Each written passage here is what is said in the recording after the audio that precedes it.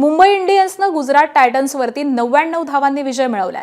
मुंबईनं गुजरात समोर 200 धावांचं आव्हान ठेवलं होतं। तिलक वर्मानं खणखणीत शतक झळकावलं। 200 धावांचा पाठलाग करण्यासाठी मैदानामध्ये उतरलेला गुजरातचा संपूर्ण डाव हा 15 षटकांमध्ये 100 धावांवरती साठोपला।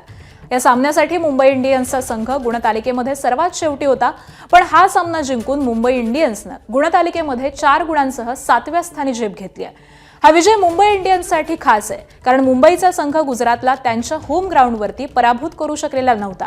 मात्र आता पहिल्यांदाच मोठ्या विजयाची नोंद झाली आहे।